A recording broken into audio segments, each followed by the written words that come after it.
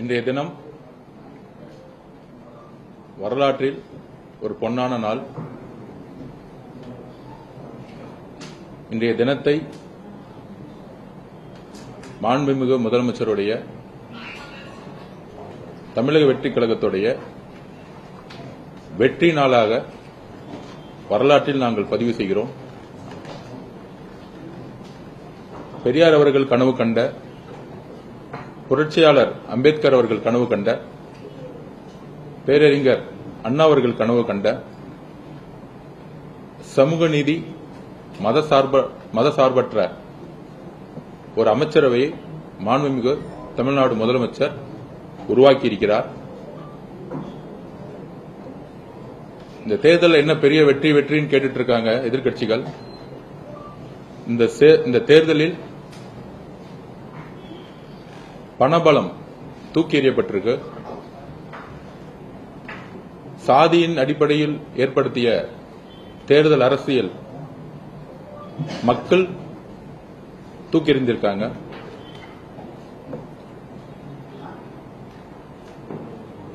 C Joseph Vijay அப்படின்னு சொல்லி மக்களிடம் ஓட்டு கேட்டு மத அரசியலை தூக்கி எறிந்திருக்கார் எங்களுடைய தலைவர். எல்லோருக்குமான ஒரு முதல்வராக எல்லா மதமும், எல்லா சாதிகளும், இளைஞர்களும், பெண்களும் இணைந்து இந்த வெற்றியை உருவாக்கிய பொழுது எங்களுடைய தலைவர் முதல் மாநாட்டில் சொன்ன மாதிரி, அதற்கப்புறம் என்னுடைய தனிப்பட்ட ஒரு முழக்கமாக கூட சொன்னோம், நம்ம ஆட்சியிலும் பங்கு அதிகாரம் பங்குன்னு. தமிழக வரலாற்றில் இதெல்லாம் சாத்தியமா அப்படின்னு எதிர்க்கட்சிகளும் ஊடகங்களும் ரொம்ப அண்டர்ஸ்டிமேட்டோட எங்க தலைவரையும் தமிழக வெற்றி கழகத்தையும் எலெக்ஷனுக்கு முன்னாடி பார்த்தாங்க. தேர்தல் அரசியல்ல முதல் மாநாளில் என்ன வாக்குறுதி கொடுத்தாரோ, ஆட்சியிலும் பங்கு அதிகாரம் பங்கு, எல்லா கட்சிகளுக்கான பிரதிநிதித்துவம், எல்லா சமூகத்துக்கான பிரதிநிதித்துவம், இதுதான் பெரியார் அவர்கள் கனவு கண்டாரு. அந்த மாதிரி இன்றைக்கு இந்தியாவிலே இல்லாத அமைச்சரவையில் ஒடுக்கப்பட்ட ஏழை மக்கள் யார் யாரெல்லாம் கட்சிக்கு உறுதியாக உழைத்தார்களோ, எந்த விதமான சாதி பின்புலத்தை பார்க்காமல், எந்த விதமான குடும்ப பின்புலத்தை பார்க்காமல் இளைஞர்களுக்கான ஒரு அமைச்சரவையை எங்களுடைய தலைவர் மாண்புமிகு முதலமைச்சர் அவர்கள் தமிழ்நாட்டிலேயே ஒரு பெஸ்ட் எக்ஸாம்பிள், ஒரு மினிஸ்ட்ரியை இந்தியாவை பார்த்து பிரமிக்கக்கூடிய ஒரு அமைச்சரவை உருவாக்கியிருக்கார்.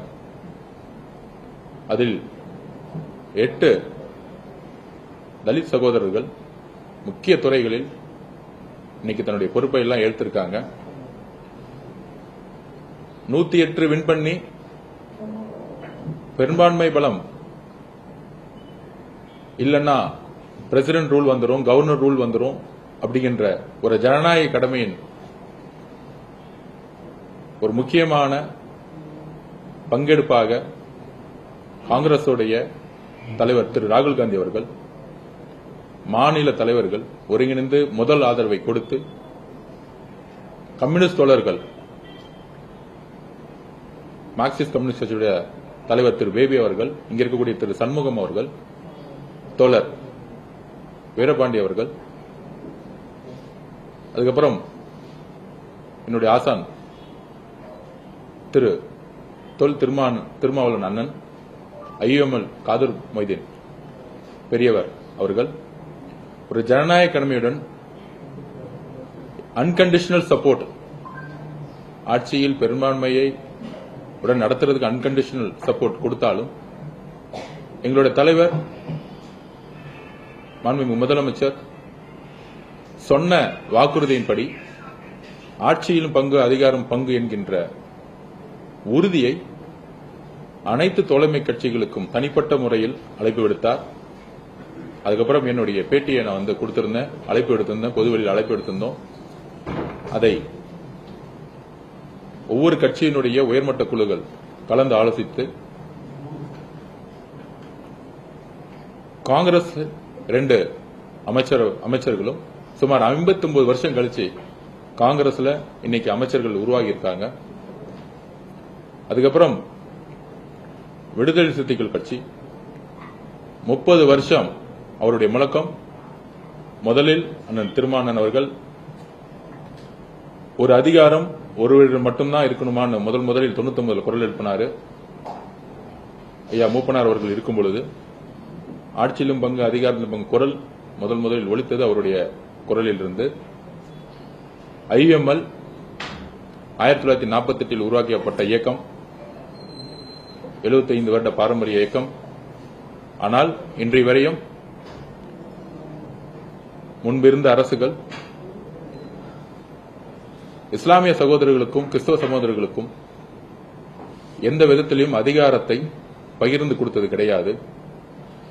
தன்னுடைய கட்சியில் இருப்பவர்களுக்கு பெயரளவிற்கு அதிகாரம் இல்லாத துறைகளை ஒதுக்கி சமூக நீதி இல்லாத ஒரு அரசை உருவாக்கியிருந்தாங்க. ஆனால் இன்றைக்கு உண்மையான சமூக நீதி நாளாக இன்னைக்கு நாங்கள் பார்க்கிறோம்.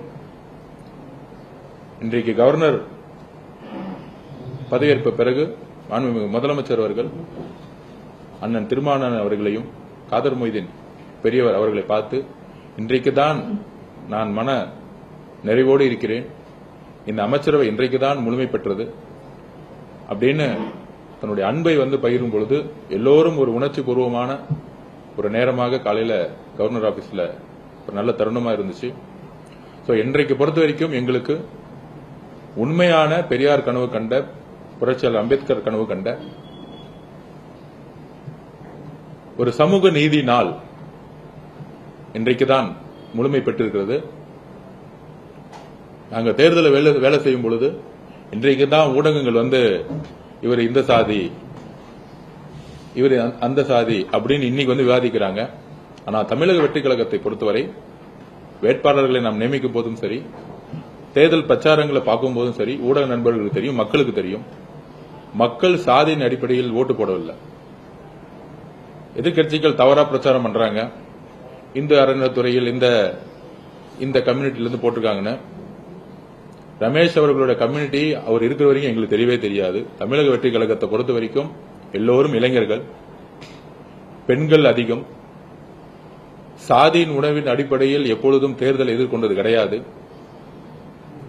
அப்படி இருக்கும் பொழுது எல்லா துறையிலும் தமிழக வெற்றி கழகத்தில் ஒரு வருஷத்துக்கு முன்னாடி பார்த்திருப்பீங்க, 3 வருஷத்துக்கு முன்னாடி பார்த்திருப்பீங்க, எதிர்கட்சிகள் தமிழக வெற்றி கழகம் வெற்றி பெறவே பெறாது, எங்கள் தலைவர் முதலமைச்சர் ஆகமாட்டாது அண்டர்எஸ்டிமேட் பண்ணியிருந்தாங்க.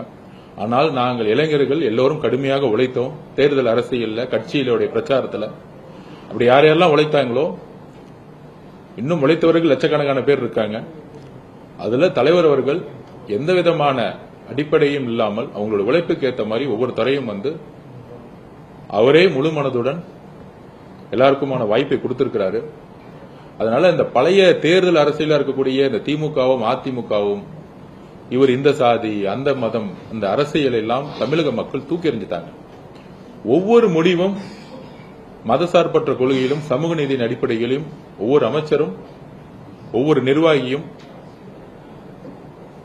காவல்துறை நிர்வாகிகளும் IAS ஆபீசரும் நேர்மையான முடிவெடுக்கணும்னு முதலமைச்சர் வலியுறுத்தியிருக்கிறாரு. இந்த அரசு அந்த மாதிரி முடிவை தான் எடுக்கும். திருப்பியும் பதிவு பண்றோம், இந்த அரசு பெரியார் அவர்களுடைய கொள்கையிலும் அறிஞர் அண்ணா அவருடைய கொள்கையிலும் புரட்சியாளர் அம்பேத்கர் அவருடைய கொள்கையில் தான் வழி நடக்கும்.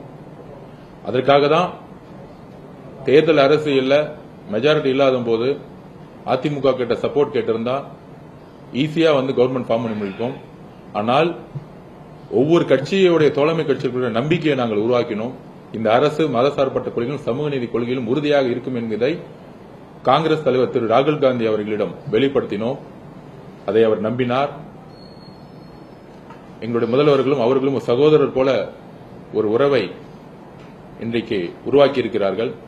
கம்யூனிஸ்ட் தோழர்கள் அவர்களிடம் இந்த மதசார்பற்ற கொள்கையை பற்றி ஒரு நீண்ட விவாதத்தை உருவாக்கணும். இது அதிகாரத்துக்கோ பணபலத்துக்கோ உருவாக்கிய கூட்டணி கிடையாது. அதுக்கப்புறம் விடுதலை சிறுத்தைகள் கட்சி தலைவர் அவர்களிடம் ஒரு பெரிய நீண்ட விவாதம், அவரோட இருந்தக்கூடிய தோழர் ரவிக்குமார் அண்ணன், தோழர் சிந்தனை சண்முகன் எல்லோரிடமும் எந்த அளவிற்கு இந்த அரசு மதசார்பற்ற கொள்கையிலும் சமூக நீதி கொள்கையிலும் உருவாகி இருக்கிறதை விளக்கினோம். IUML கிட்டத்தட்ட 60 வருஷமா திமுக கூட்டணியில் இருந்தாங்க. ஏன் இஸ்லாமிய சகோதரர்கள் அமைச்சரவையில் பங்கெடுக்க வேண்டும்? இஸ்லாமிய சகோதரர்களுடைய பொருளாதார பின்புலம் மிக மிக மிக மிக வறுமையான பின்புலம். எல்லா சமூகங்களும் முன்னேறினாலும் மைனாரிட்டின்னு சொல்லக்கூடிய இஸ்லாமிய சகோதரர்களாகட்டும், கிறிஸ்தவ சகோதரர்களாகட்டும், பெண்களாகட்டும், இவங்களுக்கு தலித் சகோதரர்களாகட்டும், இவங்களுக்கு அரசு முக்கிய திட்டங்களை கொண்டு வரணும். நேர்மையின் அடிப்படையில் முக்கியமான திட்டங்களை கொண்டு வரணும். அப்படி கொண்டு வரும் பொழுது இஸ்லாமிய சமூகத்துடைய பிரச்சனைகளை சிறு வயதிலிருந்தே உணர்ந்த ஒரு சகோதரர் அமைச்சராகும் பொழுது கண்டிப்பாக அந்த திட்டங்களை மாற்றம் கொண்டு வருவார். எடுத்துக்காட்டாக PWD IVS எனக்கு பொறுப்பு கொடுத்தாலும் விளையாட்டுத்துறை எனக்கு கொடுக்கும் பொழுது 10 வயசுலேருந்தே விளையாட்டுத்துறையில் நான் இருக்கிறேன். நான் ஸ்போர்ட்ஸ் ஹாஸ்டல் இருக்கிறேன். நான் ட்ரக்ஸை ஒழிக்கணும்னா விளையாட்டை முன்னிலைப்படுத்தணும்னு முதலமைச்சர் இந்த பொறுப்பு கொடுத்திருக்காரு. அந்த மாதிரி எந்தெந்த துறையை யார் யாரிடம் கொடுத்தா வாய்ப்புகளை கொடுத்தா மக்கள் கிட்ட அவங்க 24 மணி நேரம் போக்கஸ் பண்ணுவாங்கிற ஒரே ஒரு விஷயம் தான் மாண்புமிகு முதலமைச்சருக்கு இருக்கே தவிர இந்த பழைய காலத்தில் இருக்கக்கூடிய 2 கட்சிகளுடைய ஒரு அண்டர்ஸ்டாண்டிங்கோட இருந்த ஒரு அதிகார பகிர்வு கிடையாது. எந்த கட்சியும் இந்த அதிகார பகிர்வு நோக்கி போனதில்லை. அதனால ஒரு இயற்கையான ஒரு குடும்பமாக எல்லோரும் இன்றைக்கு சேர்ந்த இயற்கையாகவே சேர்ந்த மக்கள் விரும்பிய ஒரு சமூக நீதி நாளா இன்னைக்கு மாண்புமிகு முதலமைச்சர் இந்த நாளை பார்க்கிறாரு. மக்கள் இன்னைக்கு எல்லா கட்சிகளும் சரி, காங்கிரஸ் கட்சிகளும் சரி, விடுதலை சிறுத்தைகள் கட்சியுடைய தொண்டர்கள் தமிழகம் முழுவதும் முதல் முறையில அதிகாரத்துக்குள்ள ஒரு அமைச்சரவையிலுக்குள்ள வந்த செய்தியை எல்லோரும் தன் வீட்டில் ஒரு பெரிய ஒரு பண்டிகை மாதிரி கொண்டாடுறாங்க. அதுல நெகிழ்ச்சியான தருணம் நேற்று IUML ஆபீஸ்ல திரு ஷாஜகான் அவர்கள் எல்லோரும் இஸ்லாமிய சகோதரத்தை கட்டிப்பிடிச்சு ஒரு கண்ணீரோட இந்த பொறுப்பை எடுத்ததை நம்ம பார்த்திருப்போம், சோசியல் மீடியாவில் வந்திருக்கோம். உண்மையான சமூக நீதினால நாங்கள் இதை பார்க்கிறோம். கண்டிப்பாக மாண்புமிகு முதலமைச்சர் அவர்கள் உருவாக்கிய இந்த அமைச்சரவை மக்களுக்கானதாகவும் ஒடுக்கப்பட்ட ஏழை மக்களுக்கான சிறந்த திட்டங்களை கொடுக்குங்கிற நம்பிக்கையை நாங்கள் வெளிப்படுத்துறோம். அதுல ஒரு வருத்தத்திற்குரிய பதிவு என்னன்னா, திமுக தலைமையில் 21 கூட்டணி கட்சிகள் தேர்தலை எதிர்கொண்டாங்க. பொதுவாக தேர்தல் முடிஞ்ச உடனே கூட்டணிங்கிறது அந்தந்த தலைமையும் அந்தந்த கட்சியும் முடிவு செய்யக்கூடிய இடத்துல அவங்களுக்கான ஜனநாயக கடமை இருக்கு. எந்த கட்சியும் திமுகவுக்கு அடிமை சாசனத்தை எழுதிய கட்சி கிடையாது. இத்தனை நாள் திமுக கட்சி ஒவ்வொரு கட்சியும் அடிமை சாசனத்துடன் எழுதின ஒரு வரலாறு தான் பார்த்திருப்போம். அப்படி இருக்கும் பொழுது அண்ணன் திரு ராஜா அண்ணன் ஒரு முன்னாள் ஒன்றிய அமைச்சராக இருந்தவர். அப்புறம் அவருடைய பதிவு கூட்ட அண்ணன் திருமாவளவனையும் விசிக தோழர்களையும் பார்த்து திமுக தலைவரும் திரு உதயநிதி அவர்களும் நாங்கள் ஏன் தோற்றோம் என்ற ஒரு ஆராய்ச்சி செய்யறதுக்கு 36 பேர் அப்பாயின்மெண்ட் பண்ணிருக்காங்க. இன்னும் அவங்களுக்கு புரியல ஏன் தோத்தோன்னு. அரசியல்ல ஒரு கட்சியையும் ஒரு தலைவரை தாக்கும் பொழுது ஒரு பெண்ணுடைய உறவை அடிப்படையாக வைத்து எப்பொழுதும் ஒரு பெண்ணை நோக்கிய ஒரு விமர்சனத்தை உருவாக்கிட்டே இருப்பாங்க. அப்படி திரு ராஜா அண்ணன் அவர்கள் வாயில சொல்ல முடியாத அளவிற்கு தலித் சகோதரர்கள் மட்டுமல்ல, ஒட்டுமொத்த தமிழ்நாட்டு மக்களும் மதிக்கக்கூடிய கொள்கை தலைவராக இருக்கக்கூடிய அண்ணன் திருமாவளவன் அவர்களை பார்த்து ஒரு பதிவை பதிவு பண்ணாரு. அந்த வார்த்தையை நான் சொல்றதுக்கு தயக்கமா இருக்கு. அந்த வார்த்தைகளை விசிக தொண்டர்கள் மீதும் அண்ணன் திருமாவளவன் மீதும் பதிவு செய்ய வேண்டிய ஒரு நோக்கமே நாங்கள் கண்டிக்கத்தக்கது. எதிர்க்கட்சி அரசியலை நாங்கள் வரவேற்கிறோம். நாங்கள் செய்யக்கூடிய தவறுகளை சொல்லும் பொழுது மக்களுக்காக திட்டங்களை மாற்ற முடியும். ஆனால் தனிநபர் விமர்சனத்தையோ ஒரு கட்சியினுடைய தலைவரையோ இல்ல ஒரு கட்சியினுடைய தொண்டர்களையோ பெண்ணுடைய உறவை மையப்படுத்தி பேசுவது இது பெரியார் சொன்னதும் கிடையாது, அறிஞர் அண்ணா சொன்னது. குறிப்பாக பெரியாரும் அண்ணா அவர்களும் கற்றுக் கொடுத்த பாடம் கிடையாது. திமுக எப்பொழுதும் சொல்லும் கடமை, கண்ணியம், கட்டுப்பாடு. இன்றைக்கு திமுக கடமையும் இல்ல, கண்ணியமும் இல்ல, கட்டுப்பாடும் இல்ல. கலைஞர் அவர்களுடன் அந்த 3 கோட்பாடையும் மறந்துட்டாங்க. அதனாலதான் இந்த மாதிரி ஒரு துணை பொதுச் செயலாளர் இருக்கக்கூடியவர்கள் இந்த மாதிரி பதிவு பண்ணிட்டு இருக்காங்க. இதற்கு திமுக தலைவராக இருக்கக்கூடிய திரு மு.க. ஸ்டாலின் அவர்களுடைய விளக்கம் என்ன? ஒரு கூட்டணியில் இருக்கும் பொழுது நட்புங்கிறது கூட்டணி இது முறிவல்ல. இன்னைக்கு தமிழக மக்களுடைய பீப்புள் மேண்டேட், அதை ஜனநாயக சக்திகள் அதை நிறைவேற்றிருக்காங்க. திமுக எதிர்க்கட்சியாக செயல்படும் போது நாங்கள் அரவணைக்கிறோம். தமிழ்நாட்டில் முதல் முறையாக எங்களுடைய முதலமைச்சர் வெற்றி பெற்றவுடன் எதிரி அரசியல் செய்யாமல் திமுக தலைவர் அவர்களுடைய வீட்டிற்கே சென்று மரியாதை நிமித்தமாக சந்தித்தார்.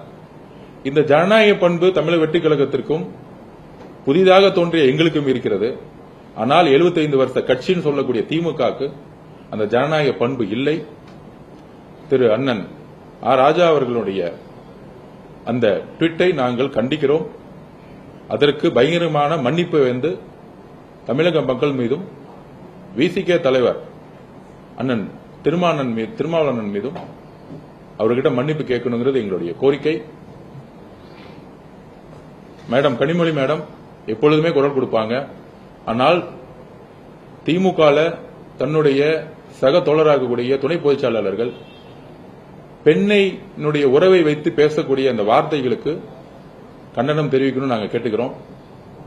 இந்த மாதிரி சொற்களை சோசியல் மீடியாலையும் ஒரு பெண்ணை நோக்கி விமர்சனம் வரும்பொழுது கண்டிப்பாக காவல்துறையை கம்ப்ளைண்ட் பண்ணும்பொழுது நடவடிக்கை எடுக்கணும்னு நாங்கள் சொல்லியிருக்கிறோம். ஏன்னா இந்த அரசை உருவாக்கியது பெண்கள்.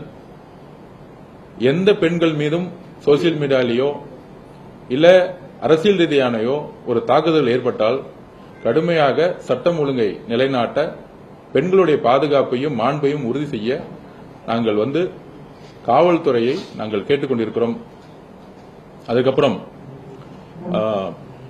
திமுக தலைவர் கனிமொழி மேடம் நேற்று ஒரு ட்வீட் பண்ணியிருந்தாங்க. நாங்கள் அவர்கள் மீது எப்பயுமே மரியாதை வச்சிருக்கோம். தமிழ் தாய் வாழ்த்தை பத்தி சொல்லியிருந்தாங்க. இதை நாங்கள் ஆல்ரெடி இதை பத்தி விளக்கம் கொடுத்திருந்தோம். திமுக தலைவராக இருக்கக்கூடிய இன்றைய திரு மு.க. ஸ்டாலின் அவர்கள் முன்னாள் முதலமைச்சர் அவர் பதவியில் இருக்கும் பொழுதே இதே கவர்னர் லேட்டஸ்டா ஹோம் செக்யூரிட்டி டிபார்ட்மெண்ட்ல இருந்து ஒரு சுற்றறிக்கை வந்திருக்கு. இது லேட்டஸ்டா வந்தது. அந்த சுற்றறிக்கையில இந்தியா முழுவதும் வந்தே மாதத்தை முதல்ல பாட சொல்லியிருக்காங்க. கவர்னர் கிட்ட அந்த சுற்றறிக்கை வந்திருக்கு. நம்மளுடைய நிலைப்பாடு இதுவரைக்கும் அரசு நிகழ்ச்சிகள் எதுவும் இதுவரைக்கும் நம்ம தொடங்கல. எல்லா துறை சார்ந்த செயலர்கள் அப்பாயின்மெண்ட் பண்ணிட்டு இருக்கோம். இப்ப முதல் நிலவு பதவியேற்பு விழா முதல் நாளே மாண்புமிகு முதலமைச்சர் ஒரு 5 நிமிடம் இதை பத்தி பேசினாரு கவர்னர் கிட்ட. எங்களுடைய கட்சி பேரே தமிழக வெற்றிக் கழகம், தமிழுக்கு தான் எப்பொழுதும் முன்னுரிமை. அதனால தமிழ் தாய் வாழ்த்தை முதல்ல இங்க பாடணும்னு சொன்னாரு. அதுக்கப்புறம் தனிப்பட்ட முறையில் நானும் கவர்னரை பார்த்தேன். ஆனால் அவர் சொன்னது ஹோம் செக்ரட்டரியில் என்ன சர்க்குலர் வந்திருக்கோ அதை தான் நாங்கள் ஒபே பண்ண முடியும்னு அவர் சொன்னாரு. பதவி விழா முடிந்தது. 2வது அரசு நிகழ்ச்சியும் பதவி விழா தான். 3வது அரசு நிகழ்ச்சியும் பதவி விழா தான். இதற்கு முன்பே திரு மு.க. ஸ்டாலின் அவர்கள் திமுக தலைவர் மு.க. ஸ்டாலின் அவர்கள் முன்னாள் முதலமைச்சராக இருக்கும்போது பொறுப்பில் இருக்கும்பொழுது சென்னை உயர்நீதிமன்றத்தில் பதவியேற்கும் பொழுது நீதிபதி பதவியேற்கும் பொழுது இதே நடைமுறையை கவர்னர் கடைபிடித்தார். அப்பொழுது மு.க. ஸ்டாலின் அவர்கள் பதிவு போட்டிருந்தார் தமிழ் தாய் வாழ்த்து முக்கியங்கிறது அந்த நிலைப்பாடு தான் சொல்லியிருந்தாங்க. தமிழக வெற்றிக் கழகத்தை பொறுத்தவரை மாநில சுயாட்சி கொள்கையில் நாங்கள் உறுதியாக இருக்கிறோம். பேரறிஞர் அண்ணா என்ன கூறினாரோ தமிழ் தாய் வாழ்த்து பாடாமல் இருப்பது மாநில சுயாட்சிக்கு எதிராக எழுப்பிய குரல் என்கிறதை நாங்கள் பதிவு செய்கிறோம். கண்டிப்பாக சட்ட வல்லுநர்களுடன் நாங்கள் அதை பத்தி டிஸ்கஷன் நடந்துகிட்டு இருக்கு. இந்த சுற்றறிக்கைக்கு எதிராக கோர்ட்டுக்கு போக முடியுமா அப்படிங்கிற ஒரு விஷயத்தை நாங்கள் டிஸ்கஷன் பண்ணிட்டு இருக்கோம். கவர்னரிடம் நாங்க வந்து 2-3 தாட்டி பேசி பார்த்தோம்.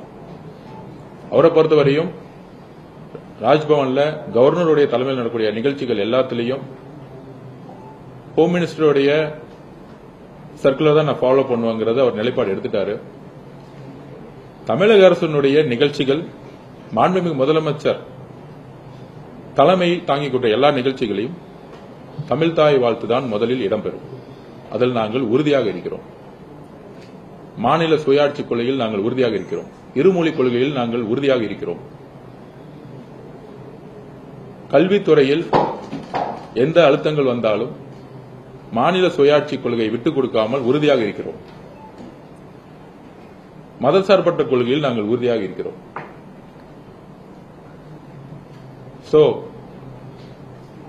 பாராளுமன்ற உறுப்பினர் திருமதி கனிமொழி மேடம் அவர்களுடைய நிலைப்பாடு தான் எங்களுடைய நிலைப்பாடும்.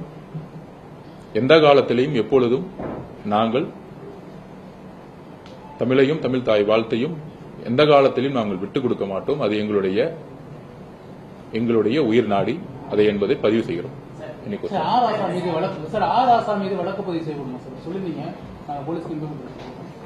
யாரையும் பழிவாங்கக்கூடிய நோக்கம் எங்களுக்கு இல்ல.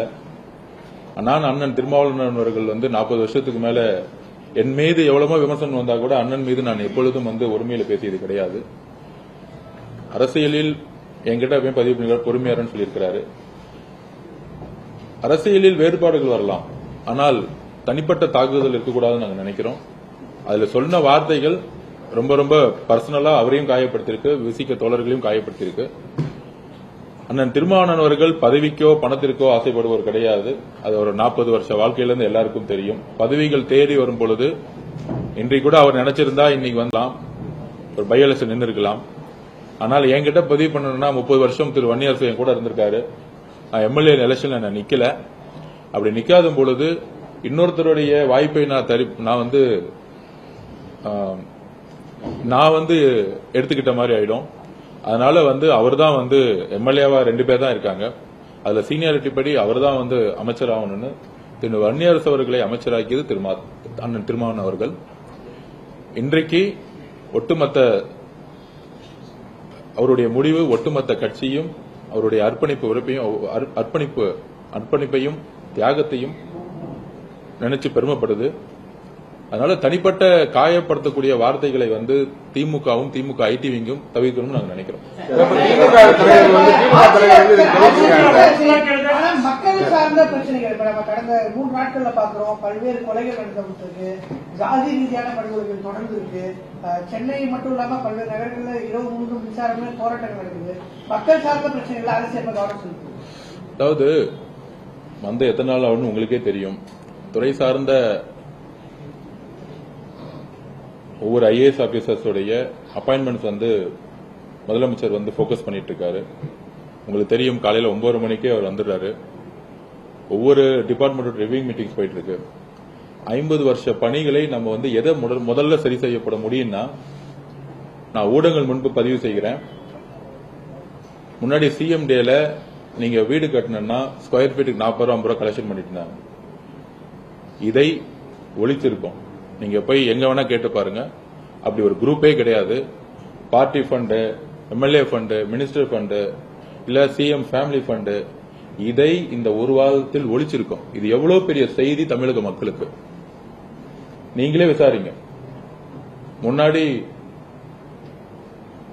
ரூரல்ல நீங்க ஸ்கொயர் ஃபீட்ல ஒரு ஏக்கர்ல டிடிசிபில போய் அப்ரூவ் வாங்கினா ஒரு பெரிய டீம் வசூல் பண்ணிட்டு இருப்பாங்க. அதை ஒழித்திருக்கோம். டாஸ்மார்க்ல ஊழலை அமைச்சருக்கான ஃபண்டுங்கிறத ஒழிச்சிருக்கோம். நெடுஞ்சாலைத்துறையில் டோட்டலா எல்லா டெண்டரையும் ரிவிஷன் பண்ணிட்டு இருக்கோம். பிடபிள்யூடியோட எல்லா டெண்டரும் ரிவிஷன்ஸ் பண்ணிட்டு இருக்கோம். 2 முக்கியமான துறையில எப்பயுமே ஊழல் நடக்கும். பிடபிள்யூடி, ஹைவேஸ், டாஸ்மார்க், இந்த மாதிரி முக்கியமான துறை நேர்மையான அதிகாரிகளை போட்டு 5 ஆண்டுகள் செய்த தவறுகளை ஒருத்தர் மேல பழிவாங்காமல் என்னென்ன தவறுகள் செய்து நிகழ்ந்திருக்கிறத நாங்க எடுத்துக்கிட்டு இருக்கோம்.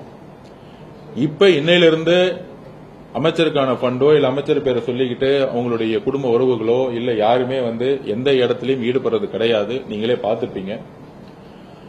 ஆற்று மணல் ஏத்தி முதலமைச்சருக்கான ஃபண்டுங்கிறது இல்ல. நீங்க பார்த்திருப்பீங்க. கரூர்ல எந்த இடத்துலயுமே ஆற்று மணல் ஏத்துறது இல்ல.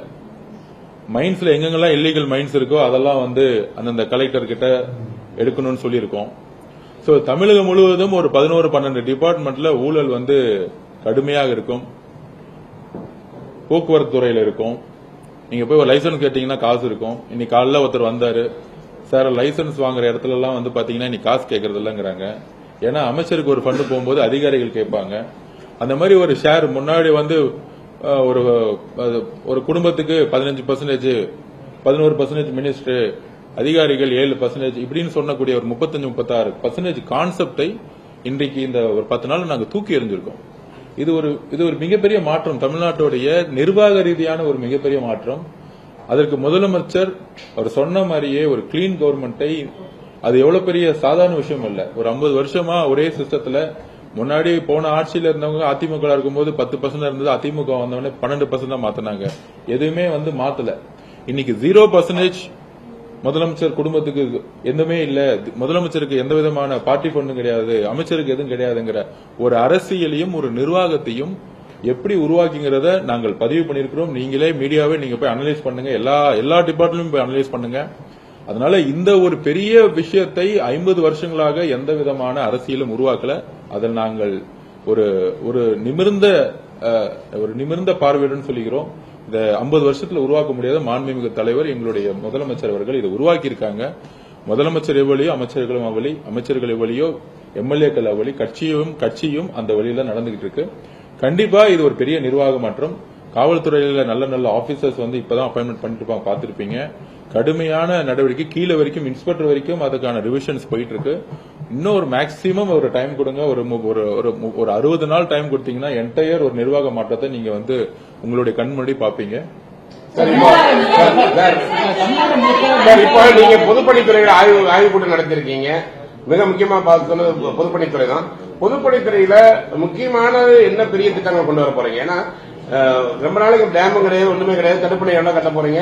அதே மாதிரி இந்த மராமத்து பணி எடுக்கும்போது எல்லா அந்த குளங்கள் கோட்டைகள் தூர்வாடுறது பொதுப்பணித்துறை பண்ணதா? ஏன்னா அங்கதான் பிரச்சனையே ஸ்டார்ட் ஆச்சு. இப்போ வந்து நீங்க ஆய்வு கூட்டம் நடத்தி முடிச்சிருக்கீங்க. நீங்க உங்க துறையில என்ன மாற்றத்தை கொண்டு வர போறீங்க?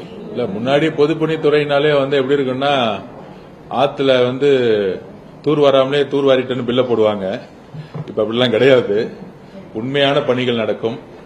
அதை நாங்க உறுதிப்படுத்துறோம். இந்த போலியா பில்லு போடுறது, கான்ட்ராக்டர்ஸ் வந்து போலியா உருவாக்குறது, பினாமி பேர்ல வந்து கம்பெனிஸை உருவாக்குறது, இது எல்லாத்தையும் ரிவிஷன் வந்து லாஸ்ட் 1 வீக் பண்ணிட்டு இருக்கோம். தமிழ்நாட்டில இருந்து எல்லாரையும் வந்து கூப்பிட்டு அதுக்கான முதல் கட்ட பணிகளை சொல்லியிருக்கோம். எல்லா டெண்டரையும் நாங்க நிப்பாட்டி இருக்கோம். ஒரு 15 நாள்ல, அதுவும் எலெக்ஷனுக்கு முன்னாடி அந்த ஒரு மாசத்தை பாத்தீங்கன்னா பழைய அரசு வந்து திருப்பி வந்துருங்கிற ஒரு பெரிய நம்பிக்கையில அடுத்த 2 வருஷம் 1 வருஷத்துக்கு டெண்டர் போட்டு அட்வான்ஸ் வாங்கியிருக்காங்க. சோ இந்த மாதிரி எல்லாம் வந்து ஒரு அரசு வந்து செயல்பட்டு இருக்கிறது வந்து யாரையும் குற்றச்சாட்ட விரும்பல. பழைய தவறுகள் என்னங்கிறது முதல் நான் தெரிஞ்சுக்கணும். ஆக்சுவலா அதுல இருந்து ஒரு துறையை வெளியே கொண்டு வரணும். அதனால வந்து 2 ரிவ்யூ மீட்டிங் முடிச்சிருக்கோம் நாங்க. சோ அதே மாதிரி நெடுஞ்சாலைத்துறையிலும் அந்த பிரச்சனை தான் போயிட்டு இருக்கு. சோ அந்த துறையை வந்து முழுசா ஒரு 100 வருஷத்துக்கு மேல இருக்கக்கூடிய துறைகள் இது. இன்னைக்கு இருக்க காலத்துக்குரிய ஒரு டெக்னாலஜி, டேஷ்போர்ட், சாப்ட்வேர்ஸ், இன்னைக்கு காலத்துமே அப்டேட் எப்படி பண்ணலாம், பிடபிள்யூடியும் ஐவிஎஸ்சியும் எப்படி ப்ராஃபிட்டபிள் இன்ஸ்டிடியூஷனா மாத்தலாம், எப்படி வந்து அமுல் நிறுவனம் வந்து எப்படி ப்ராஃபிட்டபிள் இன்ஸ்டிடியூஷனா மாறுதோ. ஃபார் எக்ஸாம்பிள் இப்ப பிடபிள்யூ தான் வந்து எல்லா பில்டிங் கட்டுறாங்க. நான் வந்து சிம்பிளா ஒரே ஒரு கொஸ்டின் கேட்டேன். நம்ம கிட்ட எல்லா ஸ்ட்ரக்சர் இருக்கு, 6000 பேருக்கு மேல எம்ப்ளாயிஸ் இருக்கிறாங்க. நம்ம வந்து இன்னைக்கு ஒரு பெரிய பெரிய நிறுவனங்கள் இருக்கு, எல்என்டி, டாடா எல்லாம் இருக்கிறாங்க. ஒரு கன்ஸ்ட்ரக்ஷன் முடிஞ்ச உடனே 10% 15% ப்ராஃபிட் பண்றாங்க. நம்மளும் அதே மாதிரி ப்ரொபோசல் கொடுத்து நம்மளும் வந்து 10% 15% வந்து பில்டிங் கத்து கொடுத்து நம்மளும் ப்ராஃபிட் பண்ணிட்டா அரசு நிறுவனங்கள் வந்து ப்ராஃபிட் பண்ண முடியுமே. நம்ம உழைப்பை வந்து வெறும் கட்டி கொடுத்துட்டு போறதோட எப்படி பெரிய பெரிய நிறுவனங்கள், கன்ஸ்ட்ரக்ஷன் நிறுவனங்கள் லாபம் பண்ணுதோ, நம்ம கிட்ட கன்ஸ்ட்ரக்ஷன் கம்பெனிலேயே ஆர்கிடெக்ட்ஸ் இருக்காங்க, எல்லாம் இருக்கிறாங்க. பெரிய பெரிய ப்ராஜெக்ட்ஸ் எடுத்து, ஏன் பிரைவேட் ப்ராஜெக்ட்ஸே எடுத்து 100 வருஷ கம்பெனி கிட்ட ஒரு ஐடென்டி இருக்கு நம்ம கிட்ட. எப்படி பிடபிள்யூ டிபார்ட்மெண்ட் ஒரு ப்ராஃபிட்டபிள் பிசினஸா மாத்தணும், அந்த ப்ராஃபிட்டபிள் வரும்பொழுது மக்களுக்கான தேவைகளை அதுல செய்ய முடியும், நமக்கான பில்டிங்ஸ் கட்ட முடியுங்கிறத வந்து பதிவு பண்ணிருக்கோம். அதுக்கான ரிவ்யூ மீட்டிங்ஸ் நடந்துட்டு இருக்கு. அது மாதிரி நெடுஞ்சாலை துறைகளையும் வந்து பாத்தீங்கன்னா 40% ஒர்க் வந்து பாத்தீங்கன்னா ரிப்பேர் ஒர்க்னு சொல்லிட்டே இருப்பாங்க.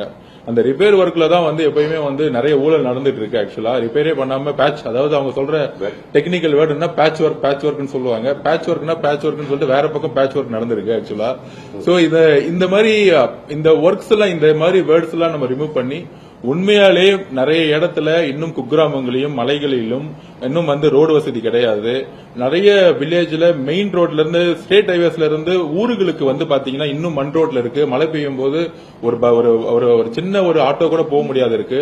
சோ குக்கிராமங்களை இணைக்கக்கூடிய லோக்கல் பாடியோட சேர்ந்து ஹைவேஸ் டிபார்ட்மெண்ட் எப்படி ஒர்க் பண்ண முடியுங்கிறதை நாங்க எப்படி உள்ளாட்சித்துறையோட சேர்ந்து முன்னாடி உள்ளாட்சித்துறையும் ஹைவேஸ் டிபார்ட்மெண்ட்டும் சேர்ந்து ஒர்க் பண்ணது கிடையாது ஆக்சுவலா.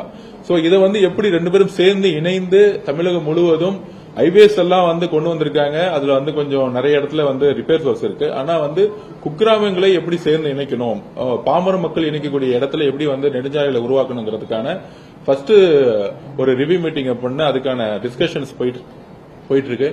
ஒரு 3 மாசம் டைம் கொடுங்க. அதுக்குள்ள டோட்டலா அதுக்கான ரிவ்யூ மேப்ஸ் எடுத்து என்னென்ன திட்டங்கள் புதுசா கொண்டு வர போறோம் அப்படிங்கறத நாங்கள் பதிவு பண்ணுவோம்.